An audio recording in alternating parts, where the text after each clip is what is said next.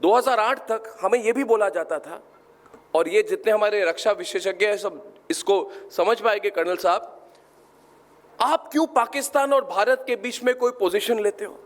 तो मैं पूछता था उन लुटियन वालों को कि हम कहां खड़े हो, तो वो कहते थे देखिए आप जर्नलिस्ट हो, आप ना भारत के साथ हो ना पाकिस्तान के साथ हो, आप न्यूट्रल बनो। और आज मैं डंके की चोट पे कह रहा हूं, वो न्यूट्रलिटी का जमाना खत्म हो चुका है। हम क्यों भारत और पाकिस्तान के बीच में हम न्यूट्रल हो सकते हैं क्या? मैं सवाल पूछ रहा हूं आपको, इज इट पॉसिबल? मगर यही जो विचारधाराहीन जितने वहां पे पत्रकार हैं और जितने मीडिया संस्थान इस लुटियन में चलाते थे अपनी दुकान, वो कहते थे कि देखिए आपको न्यूट्रल बनना चाहिए, आपको पाकिस्तान की तरफ भी देखना चाहिए। और उसी विचारधारा के कारण उस समय के, मैं तो खुलकर बोलने वाला आदमी ये हूं कि भारत की सरकार भी उस समय ये मान रही थी शर्म एल शेख में कि Pakistan is a victim of terrorism. 26/11 हो गई, मगर उस समय यह कहा गया था कि पाकिस्तान भी तो विक्टिम ऑफ टेररिज्म है। इस सोच को बदलने की बहुत जरूरत है। इसीलिए रिपब्लिक मीडिया नेटवर्क एक संस्थान ही नहीं, एक विचारधारा है। हमारे व्यूअर्स नहीं, हमारे बिलीवर्स हैं। और हमें कहना चाहिए कि जो भी रिपब्लिक मीडिया नेटवर्क से जो भी एसोसिएट करते हैं, ये मानकर चले कि हमारी राष्ट्र विचारधारा राष्ट्रवादी सोच है, और राष्ट्रवादी सोच थी, और आगे जाके राष्ट्रवादी सोच भी बनेगी। कौन सरकार में है कौन सरकार में नहीं है उससे कोई फर्क नहीं पड़ता है। हमारी अपनी फॉलोइंग है। आज मैं आप लोगों के साथ शेयर करना चाहता हूं कि कठिन परिश्रम से 8.5 साल में मालिनी जी, हम आज 500 मिलियन यानी कि 50 करोड़ के टेलीविजन व्यूअर्स हमारे हैं, Republic English, Republic Bharat, Republic Bangla और रिपब्लिक कन्नड़ में। और हर दिन हमारे पत्रकार लड़ते हैं।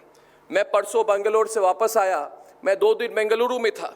वहाँ पे जितने हमारे मठ के बड़े बड़े स्वामी हैं, जितने पॉलिटिशियंस हैं, जितने सोशल एक्टिविस्ट हैं, उन्होंने हमें आके कहा कि अर्नब, हम आपको कहना चाहते हैं कि हमें गर्व है कि धर्मस्थला के विषय पर कोई हमारे साथ लड़ा।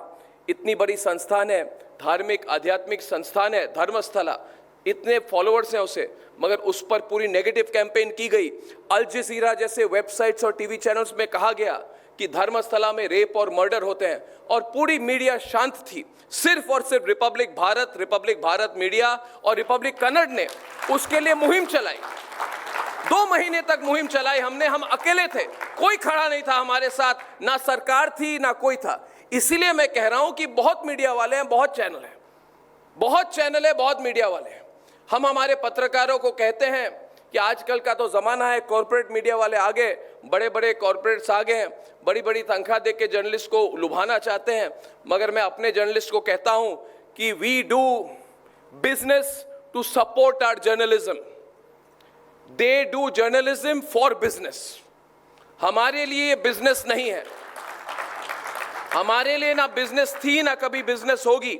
आज हमारी डिजिटल फुटप्रिंट 4.8 बिलियन है। UK, US, Australia, middle east, Africa, Russia, south Asia में हमारी मैक्सिमम फॉलोइंग है। इस परिसर से हम 4.3 बिलियन प्लस की रीच है हमारी डिजिटल में। 50 मिलियन वर्ल्ड वाइड सब्सक्राइबर्स है हमारे। 7.2 बिलियन इंप्रेशंस सिर्फ रिपब्लिक टीवी के हैं, और 2.97 बिलियन व्यूज है। ऑपरेशन सिंदूर के समय हमारे 1 महीने पे 1.2 बिलियन व्यूज थे।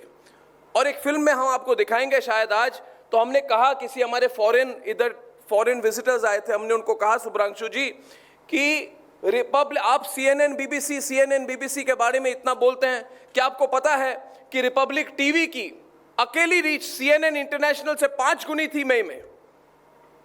मतलब कि अमेरिका में गल्फ वॉर के समय उतने अमेरिकन ने फॉक्स न्यूज या CNN नहीं देखा, उससे 5 गुना लोगों ने रिपब्लिक मीडिया को देखा है। और वो हमारी बिलीफ सिस्टम है।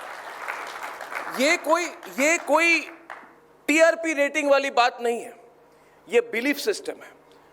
रिसेंटली आखिर में मैं ये कहूंगा कि भारत तो तीसरी बड़ी इकोनॉमी बनने वाली है। अब विदेश के लोग भी मानने लगे हैं। जितने हमारे लोग हैं विदेश में बैठ के क्रिटिसाइज करते हैं, वो मानने लगे हैं कि भारत की जो फ्यूचर है उससे कोई रोक नहीं सकता। और मैं अपने ऑडियंस और जितने लोग रिपब्लिक स्ट्रीमिंग में ये देख रहे हैं उनको मैं एक चेतावनी देना चाहता हूँ।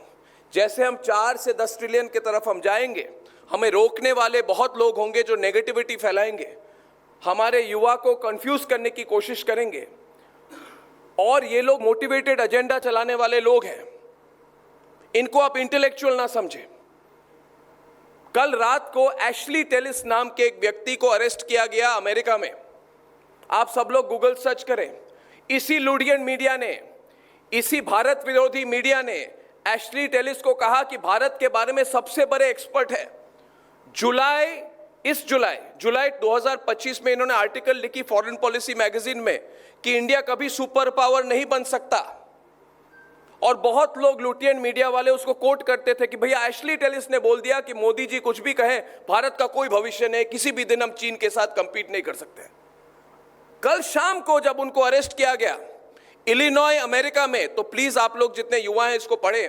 उनके घर के बेसमेंट पे सारे सीक्रेट फाइल निकाले गए, और आज ये कहा जा रहा है कि शायद वो किसी हमारे पड़ोसी मुल्क से पैसा लेके काम कर रहे थे। तो जितने लोग अपने आप को न्यूट्रल ऑब्जर्वर्स कह रहे हैं, ये पूरी ग्रुप है जो भारत विरोधी है, भारत को रोकना चाहती है, जो डर गए हैं कि अगर ये देश 4 से 10 ट्रिलियन हो जाए, और डर गए कि इस देश की पावर क्या है।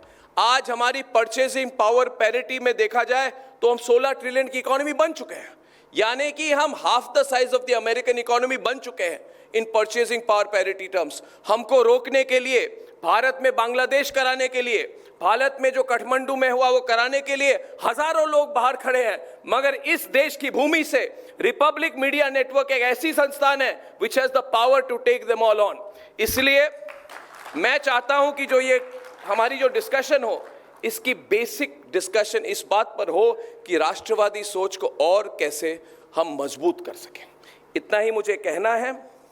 रिपब्लिक मीडिया नेटवर्क आगे भी जाएगी, बहुत दूर जाएगी, और मैं चाहता हूं कि आज से 1 साल बाद, क्योंकि समय नहीं हमारे पास, समय नहीं है हमें, 1 साल के अंदर हम प्रण ले आज के हमारे इस इवेंट में कि कुछ भी हो जाए।